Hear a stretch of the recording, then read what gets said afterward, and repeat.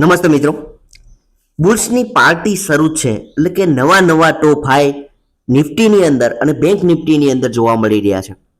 સારામાં સારી તેજી જોવા મળી છે. જ્યારે સારી તેજી છે, પણ સાથે આપણા જેવા નાના નાના રિટેલ ઇન્વેસ્ટરો કે જે ઘણા ઇન્વેસ્ટરોની અંદર પોર્ટફોલિયોની અંદર રેડ કલર એટલે કે સારું એવું લોસ જોવા મળી રહ્યો છે. એની પાછળનું કારણ શું હોઈ શકે અને આવનારા સમયની અંદર શું આ બુલરનની પાર્ટી શરૂ રહેશે? માર્કેટ શું જોઈ રહ્યું છે કે એના લીધે આટલી મોટી તેજી નિફ્ટી 50ના ઇન્ડેક્સની અંદર અને બેંક નિફ્ટીની અંદર જોવા મળી રહી છે? તો શું આવનારા સમયની અંદર શું ફરી વખત આ તેજીનો માહોલ શરૂ રહેશે? ક્યાં એવા રીઝન હોઈ શકે કે રીઝનને ધ્યાને લઈ શકાય એમ છે અત્યારે, કે જેના કારણે માર્કેટની અંદર સારામાં સારી તેજીનો માહોલ જોવા મળી રહ્યો છે? એની પાછળના કયા કારણો છે? કયા એવા પોઈન્ટ એવા કહી શકીએ કે જેને લીધે માર્કેટમાં તેજીનો માહોલ છે? કે વિડીયોની અંદર આગળ વધીએ છીએ એ પહેલા સ્ટોક ઓફ ગુજરાતી લાઇન્સ ચેનલની અંદર તમામ મિત્રોનું હાર્દિક સ્વાગત છે. નિફ્ટી 50ના ઇન્ડેક્સની અંદર વાત કરીએ તો આપણે નિફ્ટી 50ના ઇન્ડેક્સની અંદર 700 પોઈન્ટ કરતાં વધારે તેજી જોવા મળી રહી છે. કે છેલ્લા 5 દિવસની અંદર, ફક્ત 5 દિવસની અંદર આપણું માર્કેટ છે એ 700 પોઈન્ટ કરતાં વધારે જમ્પ કરી રહ્યું છે. કે એની પાછળ કારણ શું શું હોઈ શકે? કે આટલી મોટી તેજી છે તો આપણા જેવા નાના રિટેલ ઇન્વેસ્ટરો માટે શું આ કારણ હોઈ શકે કે જેને લીધે આપણું માર્કેટ, આપણું પોર્ટફોલિયો છે એ લાલ હોઈ શકે? મુખ્ય મુદ્દો પહેલાં એ સમજીએ કે જેની અંદર જે તમે ઇન્વેસ્ટરો છે, જે મિત્રો છે, એને કયા સેક્ટરની અંદર તમે ઇન્વેસ્ટમેન્ટ કરેલું છે એની ઉપર ડિપેન્ડ છે. ખાસ તમે સ્મોલ કેપ પસંદ કરેલા છે કે મિડ કેપ પસંદ કરેલા છે કે લાર્જ કેપ સ્ટોક્સ પસંદ કરેલા છે, કે જે કેટેગરી ઉપર તમે ઇન્વેસ્ટમેન્ટ કરેલું છે એની ઉપર તમારું માર્કેટ એ ધ્યાન રાખી રહ્યું છે.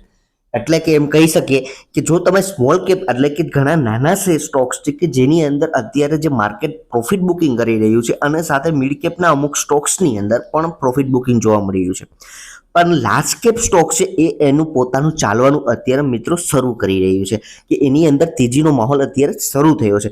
જ્યારે આ સ્ટોક્સની અંદર, આ કેટેગરીની અંદરના સ્ટોક્સમાં પ્રોફિટ બુકિંગ આપણને જોવા મળી રહ્યું છે.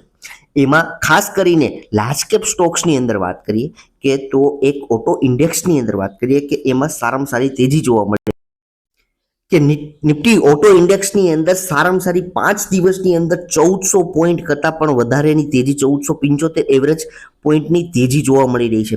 કે 5 દિવસની અંદર એટલી બધી તેજી ઓટો ઇન્ડેક્સની અંદર શા માટે? એની પાછળનું રીઝન શું છે? કે માર્કેટ શું એની જોઈ રહ્યું છે કે એટલી બધી તેજી ઓટો સેક્ટરમાં જોવા મળી રહી છે? તો એની પાછળ જોઈએ તો એક વસ્તુ એ પણ જોવા મળી રહી છે કે એના નિફ્ટી ઓટો સેક્ટરના કે એ શેર કે જેની અંદર 5 દિવસમાં પણ સારામાં સારી તેજી જોવા મળી, કે મારુતિ સુઝુકીની અંદર વાત કરીએ કે જે શેરની અંદર આપણને 13,358 સુધીનું લેવલ, એટલે કે 5 દિવસમાં એવરેજ 7 પોઈન્ટ કરતાં વધારે પર્સન્ટેજ બેઝની અંદર તેજી જોવા મળી. આ સિવાય ઓટો સ્ટોક્સની અંદર બીજો એવો શેર કે જે મહિન્દ્રા એન્ડ મહિન્દ્રા, એની અંદર પણ 11% જેટલી, એટલે કે એવરેજ જોશો તો 12% પર્સન્ટેજ બેઝમાં સારામાં સારી તેજી જોવા મળી, કે જેના લીધે ઓટો ઇન્ડેક્સની અંદર જમ્પ જોવા મળ્યો. હવે આ સિવાય મેટલ ક્ષેત્રની અંદર જ્યારે ચીનની અંદર રેટ કટ થઈ રહ્યો ત્યારે ટાટા સ્ટીલ જેવી મોટી દિગ્ગજ કંપની કે જેની અંદર 8.5% પર્સન્ટેજ બેઝની અંદર પણ તેજી જોવા મળી, કે આ એક કારણ માર્કેટને ઉપર લઈ જવાનું છે. પણ ઓટો ઇન્ડેક્સની અંદર તેજી જોવા મળી રહી છે ત્યાં એની પાછળનું એક પણ રીઝન એ પણ હોઈ શકે કે આવનારા સમયની અંદર, નેક્સ્ટ મંથની અંદર, ઓક્ટોબર માસની અંદર હ્યુન્ડાઈ મોટરનો સારામાં સારો મોટો આઈપીઓ કે 25,000 કરોડનો આઈપીઓ આવી રહ્યો છે, કે જ્યારે ઓટો ક્ષેત્રની અંદર સારી એવી લિક્વિડિટીનું પ્રમાણ, કે જે હ્યુન્ડાઈનું મોટરનો આઈપીઓને લીધે પણ માર્કેટ એને પ્રાઇસિંગ કર્યું કે મોટી લિક્વિડિટી પણ આઈપીઓને લીધે માર્કેટમાં જોવા મળી શકે. આ સિવાય વાત કરીએ તો બીજું એવું કારણ પણ હોઈ શકે કે બીજું કે જ્યારે અમેરિકન માર્કેટની અંદર 0.50 બેઝનો રેટ કટ કરવામાં આવ્યો છે, કે જે પોવેલ દ્વારા 0.50 બેઝનો રેટ કટ કરવામાં આવ્યો છે, આ પણ એક ધ્યાનમાં લેવા જેવી વાત છે.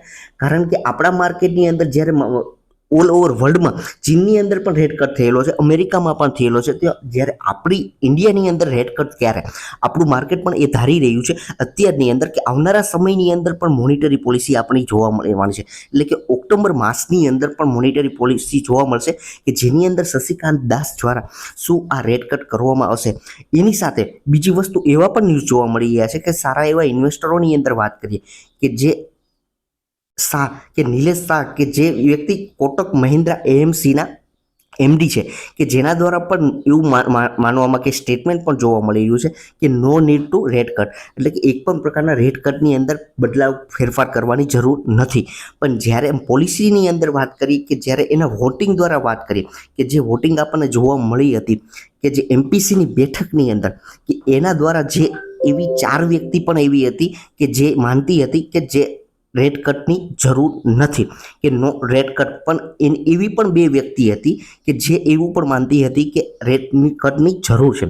એટલે આવનારા સમયની અંદર ઓક્ટોબર માસની અંદર 7 તારીખથી 9 તારીખની અંદર એમપીસીની બેઠક છે, એટલે મોનિટરી પોલિસી કે આવનારા સમયની અંદર રેટ કટ શું થઈ શકે.